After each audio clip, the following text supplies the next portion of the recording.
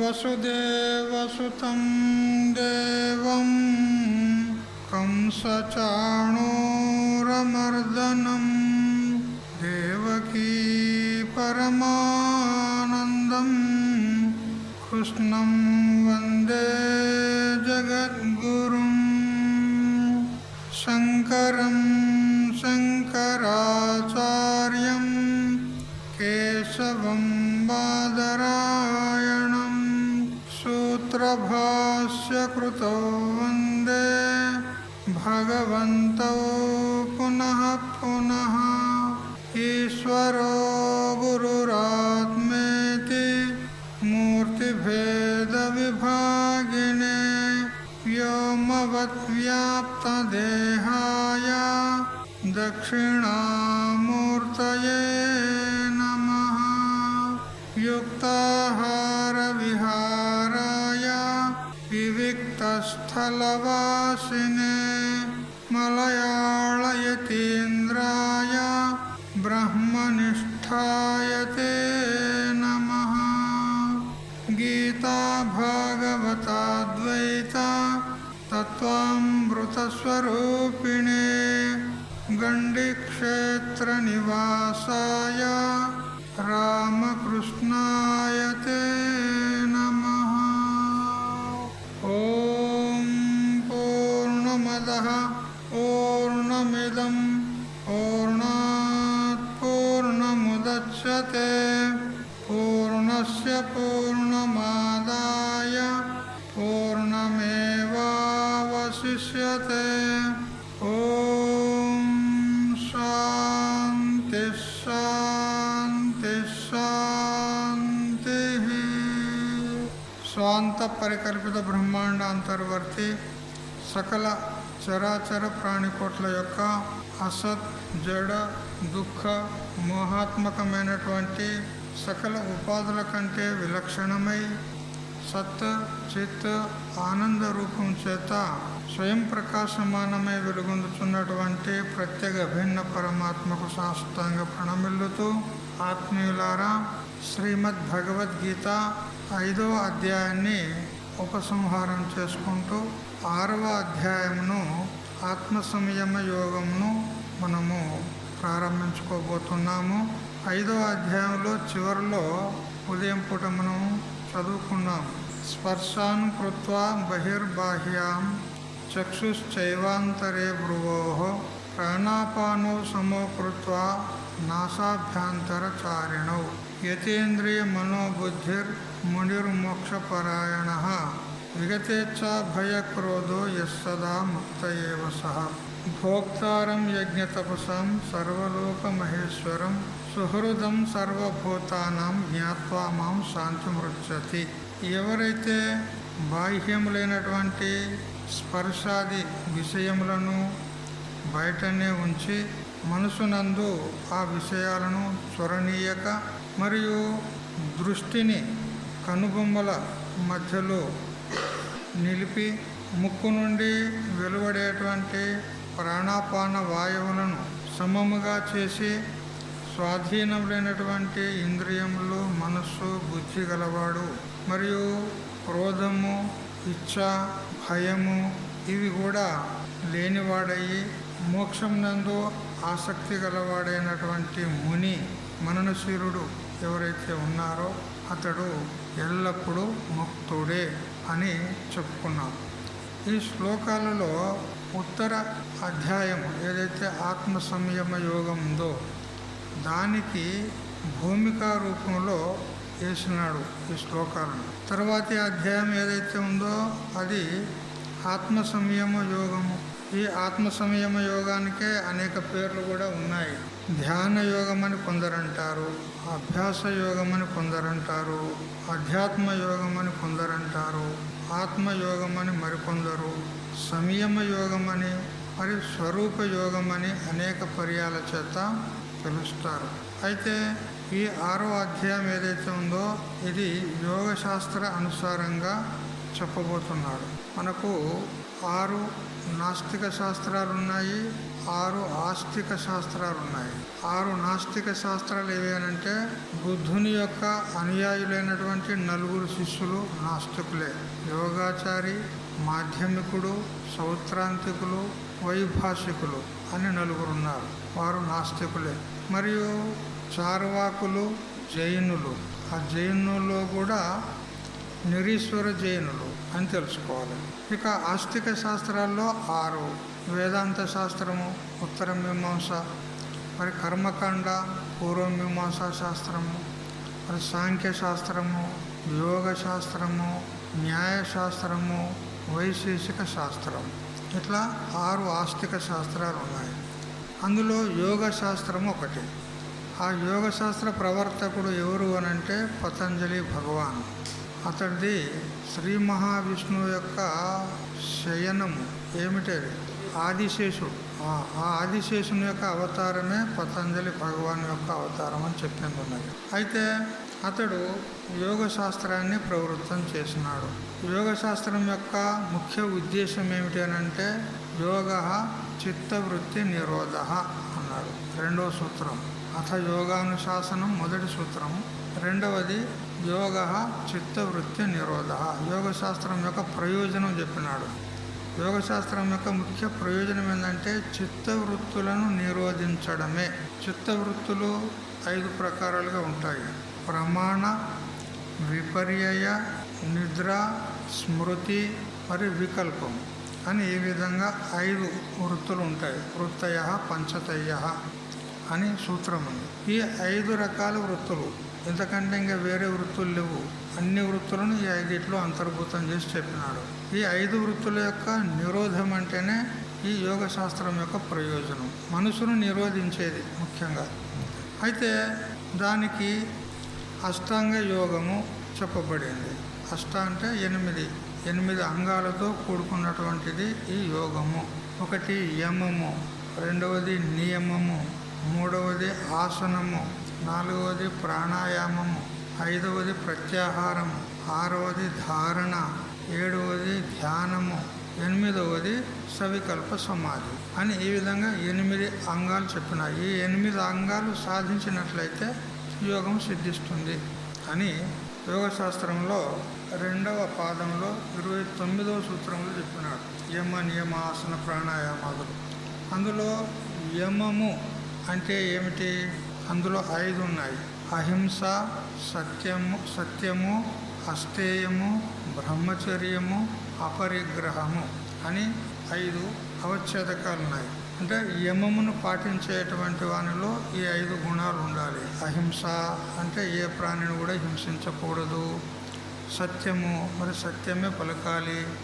అస్తేయము అంటే దొంగతనం చేయకూడదు. మరి బ్రహ్మచర్యాన్ని పాటించాలి. స్పర్శనం, గుహ్య భాషణం, కేలి, సంకల్పము, అధ్యవసాయము అని ఇట్లా బ్రహ్మచర్యానికి విరుద్ధమైనటువంటి గుణాలు ఉంటాయి. అవి లేకుండా ఉండడమే బ్రహ్మచర్యం అని చెప్పినాడు. కఠరుద్ర ఉపనిషత్తులో చెప్పింది. మరి అపరిగ్రహం అంటే ఎవరి యొక్క వస్తువులను మనము స్వీకరించకూడదు. వారికి తెలియకుండా వారి వస్తువులను మనం తీసుకోరాదు. ఒకవేళ వారు ఇచ్చినా కానీ మనకు అవసరం ఉంటే తీసుకోవాలి. లేకపోతే ఇక్కడితే ఉండండి ఎప్పుడైనా పనికొస్తుంది అని తీసుకొని పెట్టుకోవద్దు. ఈ అపరిగ్రహం అనేటువంటి వ్రతాన్ని 12 సంవత్సరాలు కనుక కఠినంగా పాలించినట్లయితే పూర్వజన్మ జ్ఞానం కలుగుతుందని చెప్పింది. ఒక ఆయన ఉండేవాడు.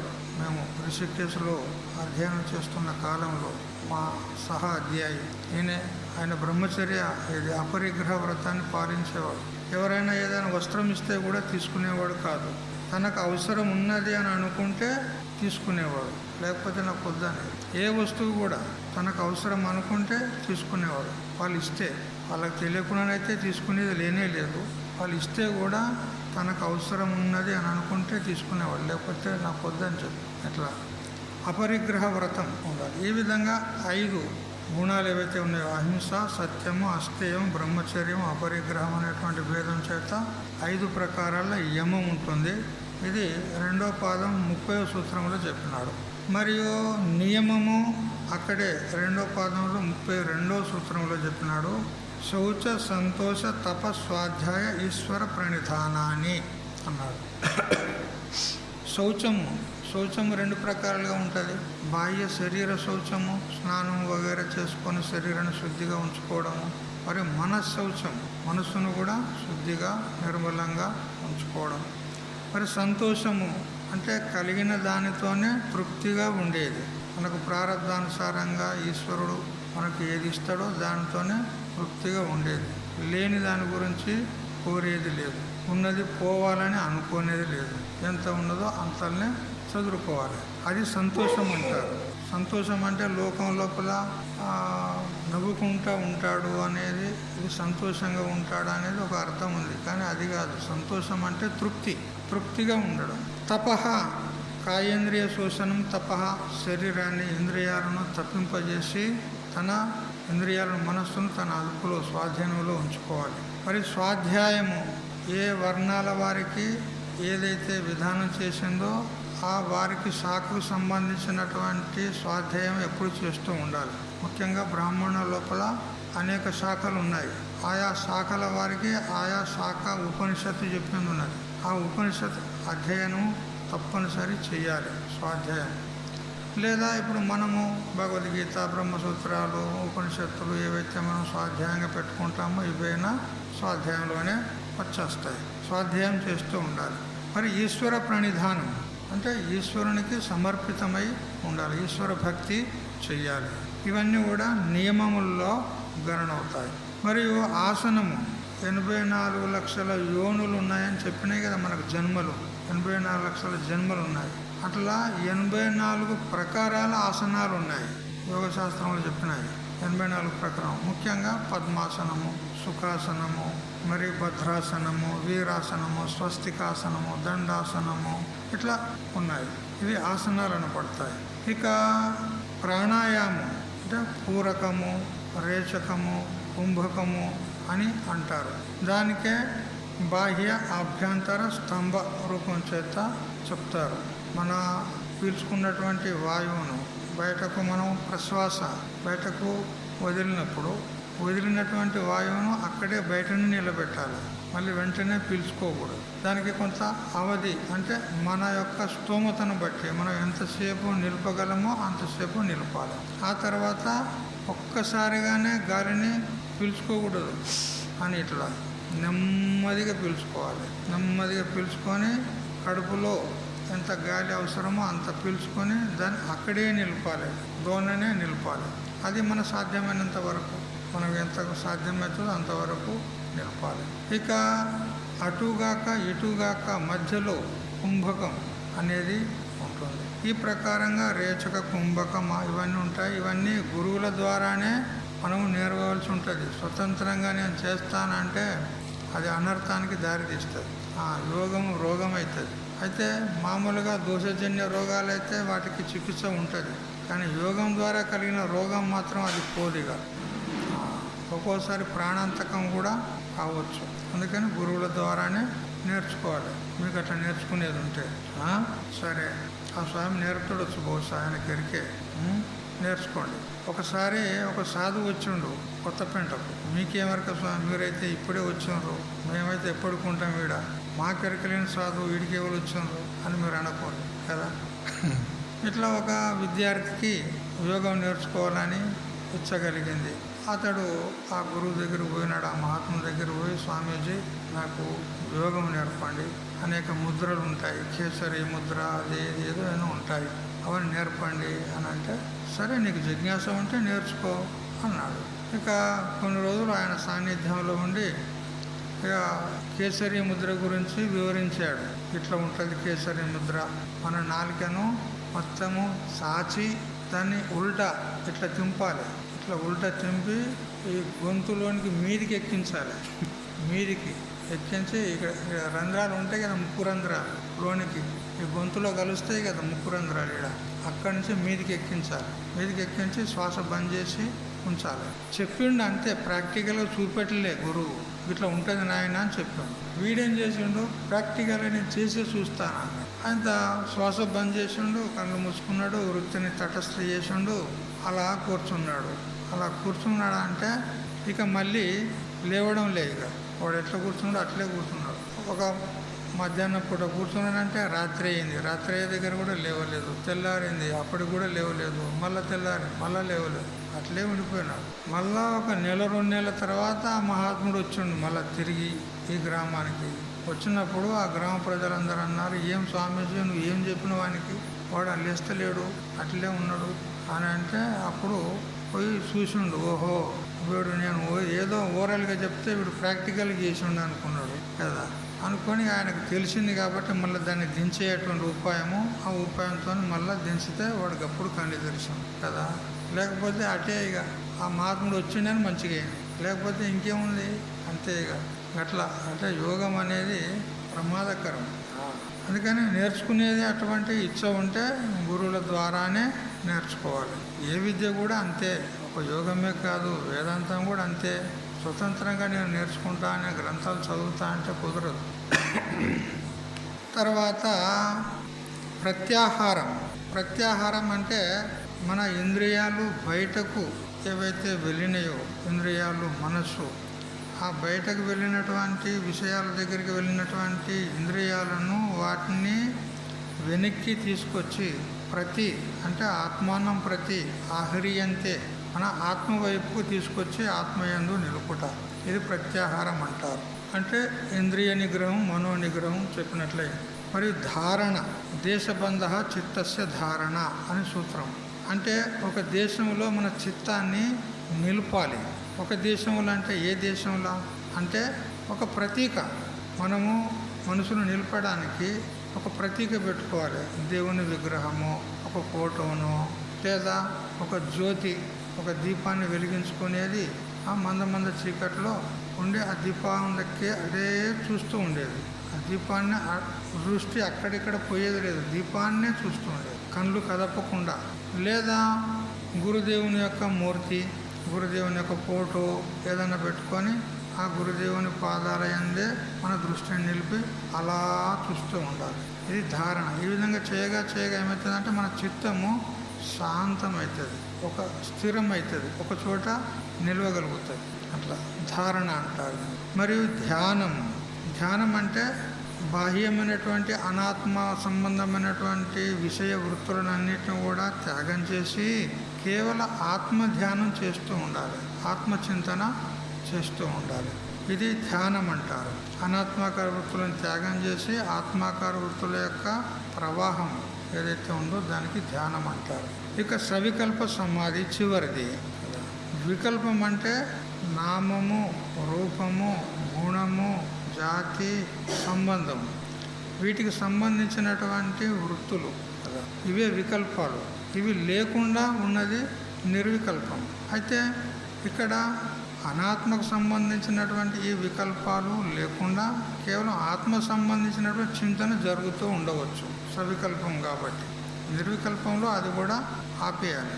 అయితే ధ్యాతృధ్యానే పరిత్యజ్య క్రమాధ్యేయక గోచరం నివాత దీపవచ్చిత్తం సమాధిరభిధీయతే అంటూ విద్యారణ్య గురుదేవులు పంచదశలో మొదటి ప్రకరణంలోనే చెప్తాడు. ధ్యానం చేసేటువంటి వాడు ఒకడు ఉన్నాడు. నేను ధ్యానం చేస్తున్నా అంటారు కదా, నేను ధ్యానం చేస్తున్నా 2 గంటలు 2 గంటలు 3 గంటలు ఇట్లా కూర్చుంటా, నేను ధ్యానంలో కూర్చుంటా అంటారు. అంటే నేను ధ్యానం చేస్తున్నా అనేవాడు ఎవడైతే ఉన్నాడో వాడు ధ్యాత. మరి ఎవరు ధ్యానం చేస్తున్నావు, దానికి ఒక విషయం ఉండాలి కదా. ధ్యానం అంటే ఎవరు ధ్యానం చేస్తున్నావు, దానికి ఒక విషయం ఉండాలి. సరే ఆత్మనే అనుకోండి, ఆత్మ ధ్యానం చేస్తాం. ఆత్మ ఏమైంది, ధ్యేయమైంది.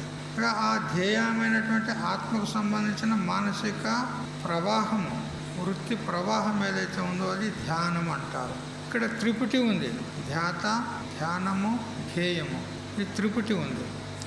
ఈ త్రిపుటిని లేకుండా చేస్తూ ధ్యాతృధ్యానే పరిత్యజ్య అంటే నేను ధ్యానం చేస్తున్నానని కానీ నేను ధ్యాతనని కానీ స్పృహ లేకుండా కేవల ధ్యేయైక గోచరం ఆత్మాకారమైనటువంటి వృత్తిని మాత్రమే కలిగి ఉండుట, ఇది సమాధి అంటారు. ఈ విధంగా 8 అంగాల చేత యోగాన్ని సాధించాలి అని పతంజలి భగవాన్ చెప్పినాడు. ఇవన్నీ ఎందుకు చెప్పుకున్నాం మనము అంటే ఇప్పుడు మనం చదువుకున్న శ్లోకాల్లో ఇవన్నీ కూడా ఉన్నాయి. స్పర్శాన్ కృత్వా బహిర్బాహ్యం అని చెప్పుకున్నాం కదా. ఆ 2 శ్లోకాల్లో ఈ అష్టాంగాలు ఉన్నాయి. అందులో అది చెప్తూ ముందు ఆత్మ సంయమ యోగము చెప్పినాడు. అంటే ముందు అధ్యాయానికి ఈ శ్లోకాలు ఉపోద్ఘాత రూపంలో, భూమికా రూపంలో ఉన్నాయి. ఈ స్పర్శన్ కృత్వ అనేటువంటి ఏ శ్లోకాలు ఉన్నాయో 2 శ్లోకాల్లో ఈ అష్టాంగాలు ఏ విధంగా సమావేశం అవుతాయి అవి చూడాలి ఇప్పుడు మనం. విగతేచ్ఛ భయక్రోధ 28వ శ్లోకంలో ఉత్తరార్ధంలో ఉంది. విగతేచ్ఛ భయక్రోధ అని ఉంది. విగత అంటే విశేషణ గత, విశేషంగా అతని నుండి వెడలిపోయినవి. ఏవి? భయము, ఇచ్ఛ, క్రోధం. ఇచ్ఛ, భయము, క్రోధం ఎవరి నుండి అయితే విశేషంగా వెడలిపోయినాయో అతడు విగతేచ్ఛ భయక్రోధ అన్నాడు. అయితే ఇక్కడ ఇచ్ఛ, భయము, క్రోధము ఈ మూడింటిని అన్వయం చేస్తున్నాడు ఆ యోగ శాస్త్రం యొక్క ఆ అంగాల్లో. చూడు, ఎవరికైతే ఇచ్ఛ ఉంటుందో, కోరిక ఉంటుందో అతడు తన ఇచ్ఛాపూర్తి కోసము హింస అయినా చేస్తాడు. ఇచ్ఛాపూర్తి కోసము హింస చేయడానికైనా వెనుక ముందు ఆడడు. అంతే కదా? నిజమేనా వద్దాం? చంపడానికి కూడా వెనుక ముందు ఆడడు. మన ఇచ్ఛ పూర్తి కావాలి అంతే. మరి అసత్యమైనా మాట్లాడతాడు, ఎన్ని అబద్ధాలైనా మాట్లాడతాడు. మాట్లాడతారా లేదా? ఎన్ని అబద్ధాలైనా మాట్లాడతాడు. మరియు స్థేయము, దొంగతనమైనా చేస్తాడు మన ఇచ్ఛాపూర్తి కోసం. మరి స్త్రీ, మరి పరిగ్రహము ఈ మొదలైనటువంటి అన్నీ కూడా చేస్తాడు అని ఇచ్ఛాపూర్తి కోసం. అయితే ఇక్కడ విగత ఇచ్ఛ అన్నాడు. అంటే ఇచ్ఛ వెడలిపోయినటువంటిది అన్నాడు. ఇచ్ఛ వెడలిపోయిందని అంటే ఇవన్నీ ఏం చెయ్యడు అన్నట్టు. హింస కానీ, అసత్యం కానీ, స్థేయం కానీ ఈ మొదలైనటువంటి ఏం చెయ్యడు. అంటే ఏం చెప్పినట్లయింది ఇక్కడ? యమము చెప్పినట్లయింది. అహింస, సత్యమస్తేయ, అపరిగ్రహ, బ్రహ్మచర్యము అని ఈ 5 యమములు చెప్పినట్లయింది. ఎవరికైతే ఇచ్ఛ లేదో వాడు యమమును పాటించినట్లు అవుతుంది. హింస చేయడు. ఎందుకు? ఇచ్ఛ ఉంటే హింస చేస్తాడు. ఇచ్ఛనే లేదు, హింస చేయడు అంటే అహింస. మరియు అస్థేయం అంటే దొంగతనం చేయడు. మరి అసత్యం మాట్లాడు అంటే సత్యం మాట్లాడతాడు. మరియు బ్రహ్మచర్యాన్ని పాలిస్తాడు. మరియు పరిగ్రహం చేయడు అంటే అపరిగ్రహ వ్రతాన్ని పాలిస్తాడు. అంటే యమము చెప్పినట్లయింది. ఎవరి యందైతే ఇచ్ఛ లేదో అతడు యమము అనేటువంటి అష్టాంగంలో మొదటి సాధనను అతడు అవలంబించాడు అని తెలుసుకోవాలి. ఇక భయము, ఎవరికైతే భయం ఉంటుందో, భయం అసలు దేనికంటారు? స్వ ఉచ్ఛేద శంక భయ. అంటే నాకేదో ఆపత్తి కలుగుతుంది లేదా నాకు మరణం వాటిల్లుతుంది అనేటువంటి ప్రసంగం ఏర్పడినప్పుడు భయం వేస్తుంది కదా. అప్పుడు ఏం చేస్తాడు?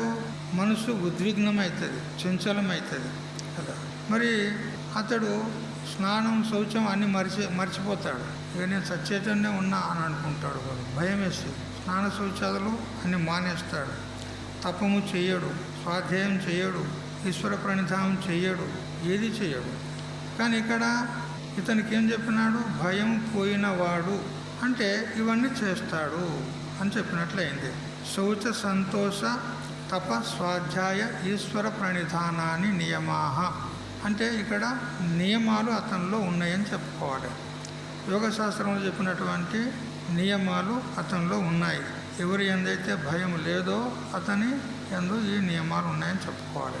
మరి విగత క్రోధ, క్రోధం కూడా పోయినవాడు అంటాడు. క్రోధము ఎప్పుడు వస్తుంది అంటే తనకు ప్రతికూలమైనటువంటి వ్యక్తులు, వస్తువులు తటస్థపడినప్పుడు, లేదా తాను కోరినటువంటి వస్తువు ప్రాప్తం కానప్పుడు, దానికి ఏదైనా ప్రతిబంధకం ఏర్పడినప్పుడు క్రోధం వస్తుంది. అప్పుడు ఆ క్రోధం చేత ఆక్రాంతమైనటువంటి పురుషుల్లో మైత్రి, కరుణ, ముదిత, ఉపేక్షానం అని యోగ సూత్రంలో చెప్పిన ప్రకారంగా అవి ఏవి ఉండవు.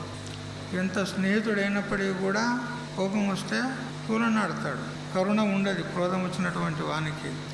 కాబట్టి క్రోధము ఇతని నుంచి పోయింది అని అంటే ఆ గుణాలు ఉన్నాయన్నమాట. మైత్రి, కరుణ, ముదిత, ఉపేక్షానం, పుణ్య భావనాత, సుఖదుఃఖ పుణ్య భావనాత చిత్త ప్రసాద. అని యోగ సూత్రం చెప్పిన ప్రకారంగా ఈ మైత్రి మొదలైనటువంటి అతనిలో ఉంటాయి అని చెప్పినట్లయింది. మరియు అదేవిధంగా ప్రాణాపానవు సమోకృత్వ నాసాభ్యంతర చారిణవు అని చెప్పినాడు శ్లోకంలో, 27వ శ్లోకంలో ఉత్తరార్థంలో. దాని చేత ప్రాణాయామం సూచించినట్లయింది. యమ నియమ ఆసన ప్రాణాయామ ఇత్యాది. ఇక స్పర్శాన్ కృత్వ బహిర్బాహ్యాన్ అని ఈ శబ్దం చేత ప్రత్యాహారం చెప్పినట్లయింది. అంటే బాహ్యమైనటువంటి విషయాలను బయటనే ఉంచి లోనికి తీసుకురాకుండా ఉండడము ఏదైతే ఉందో ప్రత్యాహారము అని చెప్పబడింది. మరి భృగోరంతరే చక్షు కృత్వ అలా అక్కడ శ్లోకంలో చక్షుశ్చైవాంతరే భృగోహో అని ఉంది. అంటే ఈ భ్రూమధ్యమున మన మనసును నిలుపాలి అని చెప్పింది. దాని చేత ఏం చెప్పినట్లయింది అని అంటే ధారణ కదా. దేశబంధ చిత్తస్య ధారణ అంటే ఇక్కడ నిలిపినాం మనం, దానికి ధారణ అంటారు కదా. ఇక్కడ ఇడ పింగళ సుషుమ్న అనే నాడులు ఉన్నాయి కదా, అవన్నీ ఇక్కడ కలుస్తాయి. ఆ త్రివేణి సంఘం అంటారు కదా, ఎక్కడ త్రివేణి సంఘం ప్రయాగ కదా, ఇక్కడే ఉంది ప్రయాగ, ఇక్కడే ఉంది. సకల తీర్థాలన్నీ మన శరీరంలోనే ఉన్నాయి, మనకు తెలియదు, ఎక్కడ పోనక్కర్లే, ఇక్కడే ఉన్నాయి మన శరీరంలో అన్ని తీర్థాలు. జాబార దర్శనోపనిషత్తులో అన్నీ ఉల్లేఖ చేయబడ్డాయి, ఎక్కడెక్కడ ఏ స్థానాల్లో తీర్థాలు ఉన్నాయి మన శరీరంలో. అయితే ఇది ప్రయాగ చూసారా. ఇక్కడ మన చిత్తాన్ని ధారణ చేయుట అని చెప్పబడింది. ఒక గుజరాతీ మహాత్ముడు డోంగ్రే రామచంద్ర డోంగ్రేజీ మహారాజు అని ఒక చాలా గొప్ప మహాత్ముడు ఉండే. అతడు భాగవతం చాలా అద్భుతంగా చెప్పేవాడు. ఆయన చెప్తుంటే మొత్తం లక్షలాది మంది ఏడ్చేది, అటువంటి ధోరణిలో చెప్పేవాడు. తాను ఏడ్చేది, ఇతరులను ఏడిపించేది, అద్భుతంగా చెప్పేవాడు. అతడు ఉభయ సాక్షాత్కారి, అంటే కృష్ణుని యొక్క సాక్షాత్కారం అయింది, మరి నిర్గుణ బ్రహ్మ సాక్షాత్కారం కూడా అయింది. ఆయనే ఒక చోట చెప్పినాడు, ఒక ఆయనే ధనవంతుడు ఒక పెద్ద కుండలో ధనం పెట్టి దాచిపెట్టిండంట. ఎక్కడ దాచిపెట్టిండు అని అంటే గంగా యమున మధ్యలో దాచిపెట్టిండంట. కుండలో బంగారము ఎండి అన్నీ పెట్టి గంగా యమున రెండింటి మధ్యలో దాచిపెట్టిండంట. అంటే భూమిలో దాచిపెట్టాడు. గంగా యమున మధ్యలో ఏడ దాచిపెడతాడు అప్పవాడు. ఆ దాచిపెట్టింది ఒక పుస్తకంలో రాసిపెట్టిండు. కైలాసం పోయాడు, అంటే చచ్చిపోయాడు. తర్వాత తన కొడుకు చూసుకున్నాడు, ఆ పుస్తకం చూసుకున్నాడు. గంగా యమునల మధ్యలో నేను ఈ ధనం దాచిపెట్టాను అన్నాడు. వానికి ఏం అర్థం కాలేదు. కొడుకు గంగా ఎక్కడ, మన ఊరు ఇక్కడ కొత్తపేంట, అక్కడ పోయి ఎందుకు దాచిపెడతాడు గంగా యమున మధ్యలో, ఏం అర్థం కాలేదు. అయితే ఆ తండ్రి గారి ఒక మునిం పనిచేసేవాడు, క్లర్కులు ఉంటారు కదా, ఇప్పుడు లేడతాడు. అయితే పూర్వం ఉండే ఏదో పని మీద ఆ గ్రామానికి వచ్చినాడు. అప్పుడు అతడు వచ్చిండని ఇతనికి తెలిసింది, ఈ ధనవంతుని కుమారునికి తెలిసి, మరి మా నాన్న దగ్గర అతడు పనిచేశాడు కదా, అతనికి బాగా తెలిసి ఉంటుంది అని చెప్పి ఆ పుస్తకం తీసుకుపోయి అతనికి చూపెట్టాడు. ఏం కాక ఇగో ఇట్లా రాసి పెట్టాడు మా నాన్నగారు, ఇది నాకు అర్థమైతే లేదు చెప్పండి అని అంటే అప్పుడు చెప్పినాడు, గంగా యమునల మధ్యన మీ ఇంటికి పోదాం పద అన్నాడు. మీ ఇంటికి పోదాం పద అన్నాడు. ఆయనకు 2 ఆవులు ఉన్నాయి, ఒకదాని పేరు గంగా, ఒకదాని పేరు యమున కదా. ఒకదాని పేరు గంగా, ఒకదాని పేరు యమున. పక్క పక్కన కట్టేస్తాడు, అక్కడ ఒకటి ఇక్కడ ఒకటి ఆవును కట్టేది, రెండింటి మధ్యలో దాచిపెట్టాడు కదా. ఇంకో ఇక్కడ తవి చూడు అంటే తవి చూస్తే అక్కడ వెళ్ళింది కదా. అట్లా ఉంటాయి రహస్యాలు. అట్లా ఈడ పింగళ, ఈ రెండింటి మధ్యలో సుషుమ్న కదా. మన మనసును అక్కడ నిలుపాలి అని చెప్పింది, ధారణ చేయాలి. తర్వాత మునిరు మోక్ష పరాయణ. ముని అంటే ధ్యానం చేసేవాడు, మౌని ధ్యానం చేసేవాడు, ధ్యానం చెప్పినట్లయింది ఇక్కడ. మరి యతేంద్రియ అని చెప్పడం చేత అక్కడ సంప్రజ్ఞాత సమాధి చెప్పినట్లయింది. యతేంద్రియ సమాధుల లోపల అనేక రకాలున్నది, వితర్కాఖ్యము, విచారాఖ్యము, ఆనందాఖ్యము, అనేక రకాలుగా సమాధులు చెప్పినట్లయింది. అవన్నీ కూడా మోక్షపరాయణ అనేటువంటి శబ్దం చేత కూడా సూచించడం జరిగింది. ఈ విధంగా అష్టాంగ యోగం మొత్తము ఈ 2 శ్లోకాల్లో సూచించినాడు భగవంతుడు. ఇవి ఎందుకు చెప్పాడంటే ముందు ఆ అధ్యాయంలో మొత్తం ఆ యోగ శాస్త్రం మీదనే చర్చ చేసేది ఉంటుంది అని భూమికా రూపంలో చెప్పినాడు. ఇక తర్వాత చివరి శ్లోకం ఉంది, భోక్తారం యజ్ఞ తపస్సాం సర్వలోక మహేశ్వరం అని చెప్పినాడు.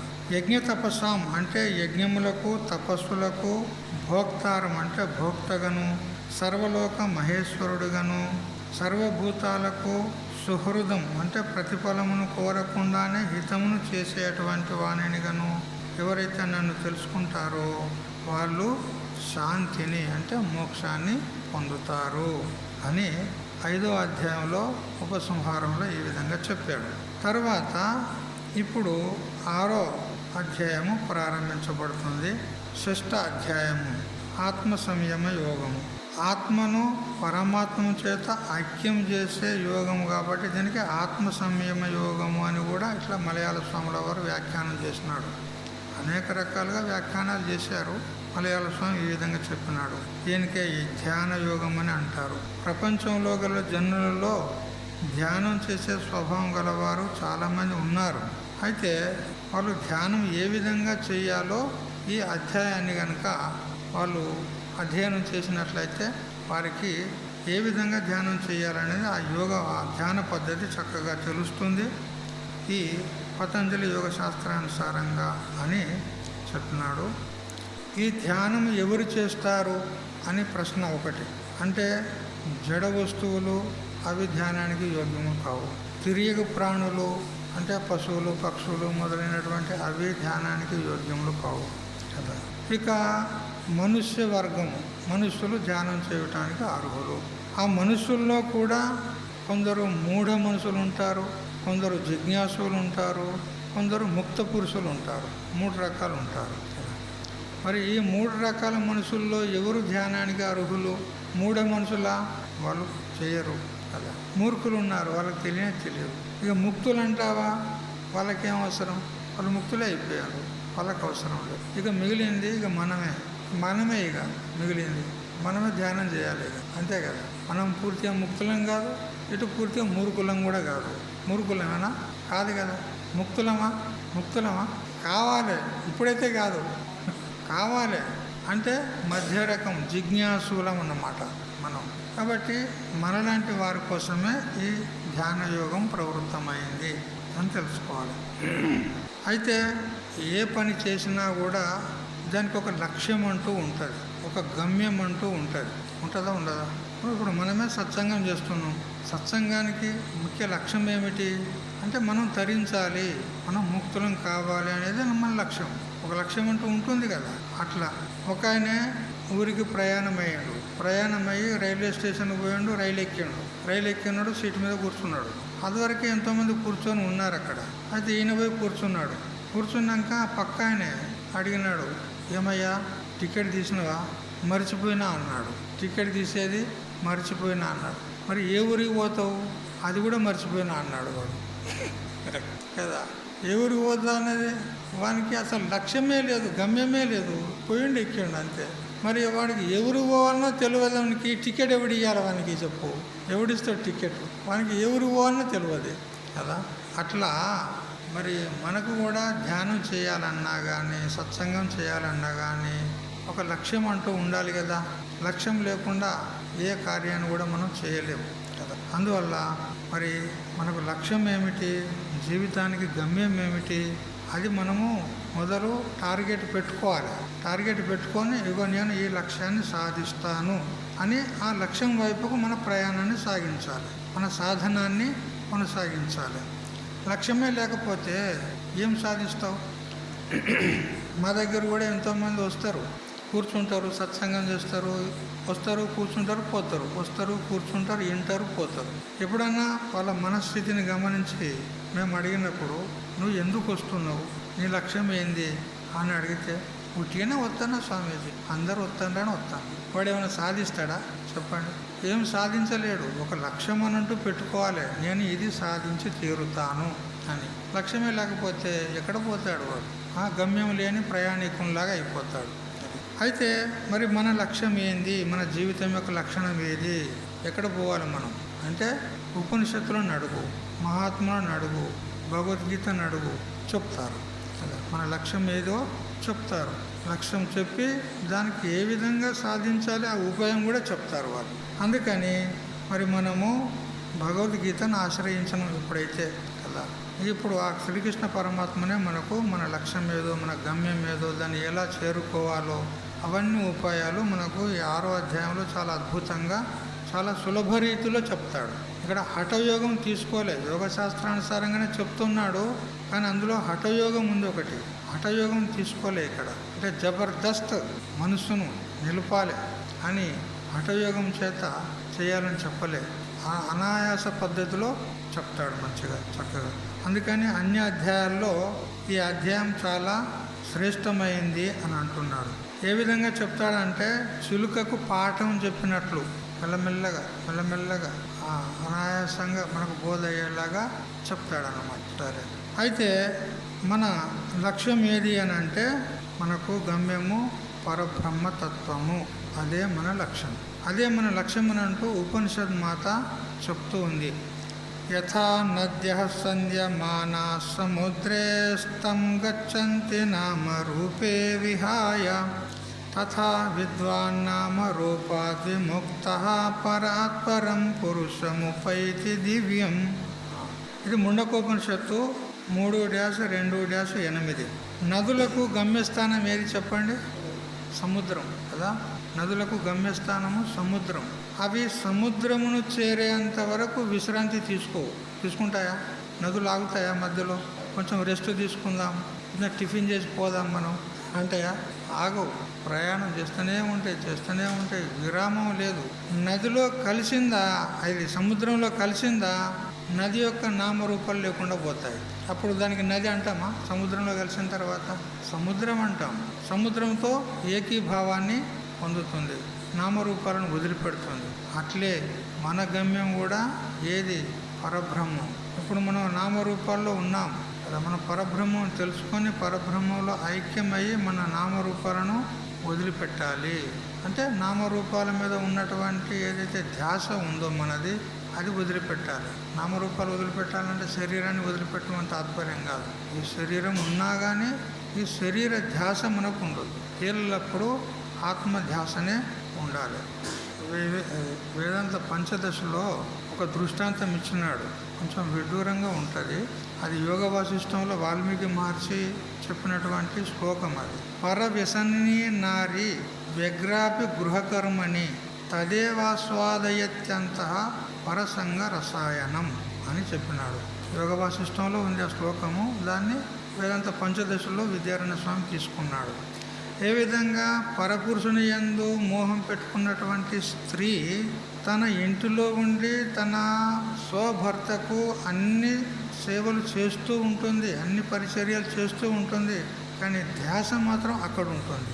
ఇది చెప్పకూడదు, కానీ అంటే మన లక్ష్యం దిక్కు మన దృష్టి ఉండాలి అనే భావంతో చెప్పింది. ఇది మన లక్ష్యం ఏది? పరబ్రహ్మతత్వం కదా.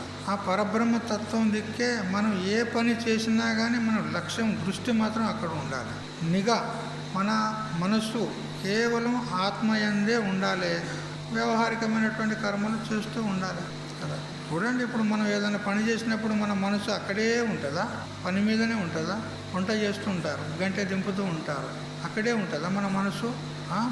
ఏమేమో ఎక్కడెక్కడో ఏవేవో ఆలోచనలు వస్తూ ఉంటాయి, మనసులో తిరుగుతూ ఉంటాయి అవన్నీ కదా.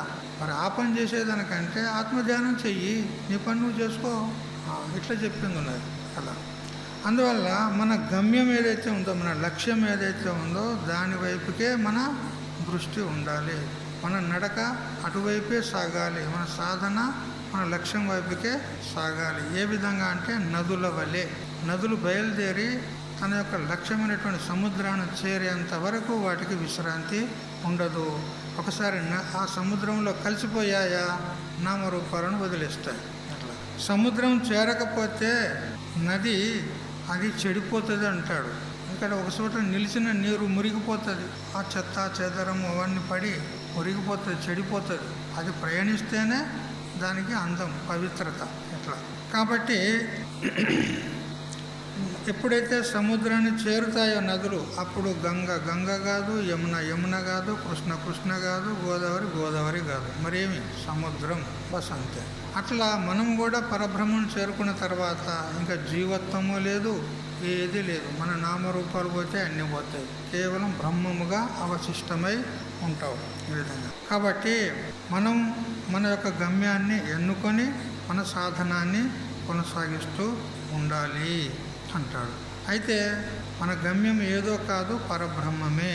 ఎందుకనంటే బీజం మాం సర్వభూతానాం అని చెప్పినాడు. సకల భూతాలకు బీజము, ఆధారము, అధిష్టానము నేనే అని భగవంతుడు చెప్పాడు. కాబట్టి మనకు కూడా లక్ష్యము, మనకు గమ్యమైనటువంటిది పరమాత్మనే అని చెప్పుకోవాలి.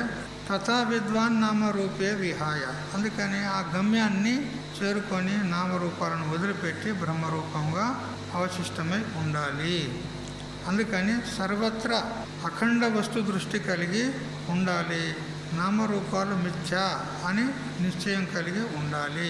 ఈ జ్ఞానం కలిగిన వేరే ఎవరైనా సరే, వాళ్ళు స్త్రీలు కావచ్చు, పురుషులు కావచ్చు, బాలురు కావచ్చు, వృద్ధులు కావచ్చు, ఎవరైనా సరే వాళ్ళే విద్వాంసులు, వాళ్ళే బ్రహ్మజ్ఞానులు అని చెప్పింది. కాబట్టి ఈ విధంగా మనకు ఉపనిషత్ మాత మన గమ్యాన్ని చూపెడుతుంది, మరి సాధన కూడా చెప్తుంది, ఏ విధంగా చేరుకోవాలి అని చెప్తుంది. అదే విషయాన్ని మనకు ఈ భగవద్గీతలో 6వ అధ్యాయము ఆత్మ సంయమ యోగంలో కూడా శ్రీకృష్ణ పరమాత్మ చక్కగా మనకు వివరిస్తూ ఉన్నాడు. అయితే మన సాధనలో పురుషార్థం అనేది చాలా ప్రధానమైనటువంటిది. పురుషార్థం అంటే ప్రయత్నం. మన గమ్యానికి పోవాలని దారిని పట్టుకున్నాము, పోతూ ఉన్నాము. కానీ ఆ నడుచుట అనేటువంటి ఏ క్రియ ఉందో అది ప్రయత్నపూర్వకంగా తీవ్రంగా ఉండాలి, మందంగా ఉండకూడదు అంటాడు. పోతేవా తీయి, ఇప్పుడేం తొందర, రేపు పోతేవా, ఎల్లుండి పోతేవా అని అనకూడదు. అట్లా మన సాధన కూడా ఇప్పుడేం పడిపోయింది, ముసలిమైనాక చేస్తాం. ముసలు కూడా అయినరు, ఇప్పుడు కూడా వాయిదా వేస్తారా మీరు? ఇప్పుడు కూడా వాయిదేస్తారా? వాయిదేస్తే మోసంలో పడతారు. దగ్గరకు వచ్చింది, టికెట్ అయితే రిజర్వేషన్ అయింది, ఇక టైం కూడా దగ్గరకు వచ్చింది. ఒకవేళ ఇప్పుడు కూడా వాయిదేసిండ్రు అనుకో, గోవిందా పాపం అంటే ఇక చేసేది ఏమున్నది కదా. అందుకని ఇప్పుడు వాయిదా వేయకండి. ఒక చిన్న దృష్టాంతం ఇస్తాడు. మీరు ఒక స్నేహితుని దగ్గరికి పోయినారు అనుకో, పోతే వాళ్ళు ప్రేమతోనే టీ ఇచ్చినారు, వేడివేడిగా ఉంది కదా, అతనికి తొందరగా మళ్ళీ వెళ్ళిపోయేది ఉంది, టీ తాగాలి, అది చల్లారే వరకు చాలాసేపు అవుతుంది. ఇప్పుడు ఏం చేయాలి? పారబోసేదా? పారబోస్తే ఏమనుకుంటారు? ఇచ్చిన వాళ్ళు, వాళ్ళ ప్రేమతో ఇచ్చిన వాళ్ళు ఉన్నారు, మేము ఇచ్చింది పారబోస్తావా, ఇంత కీమతి లేదా అని వాళ్ళు అంటారు. పారబోసేది లేదు, వాడు ఇడిచిపెట్టిపోయేది లేదు, మరి తొందరగా వెళ్ళిపోవాలి. ఇప్పుడు ఏం చేయాలి? ఏదో ఒకటి చేయాలి, ఉపాయం కదా. తొందరగా ఈ గ్లాసులో ఆ గ్లాసులో అంతా ఇటు అటు పోసి దాన్ని చల్లగా చేసి ఏదో ఉప్పు అని ఊపు కొట్టుకుంటా ఏదో మొత్తం మీద తాగాలి. ఇది ఉపాయం, మన ప్రయత్నం అన్నమాట ఇది కదా, ఇది ప్రయత్నం. అట్లా మనం కూడా సాధన ఎట్లా చేయాలంటే ప్రయత్నపూర్వకంగా చేయాలి, తొందరగా పోవాలి. ఇప్పుడు లేట్ చేస్తే నడవది, గాడి వెళ్ళిపోయేటట్టున్నది కదా. అందుకని మరి అవన్నీ ఉపాయాలన్నీ కూడా చక్కగా భగవంతుడు చెప్తాడు. ఈ క్రమంగా రేపటి నుంచి తెలుసుకుందాం. హరి ఓం తచ్చత్. ఓం సహనా భవతు సహనౌ భునక్తు సహ వీర్యం కరవావహై తేజస్వినావధీతమస్తు మా విద్విషావహై.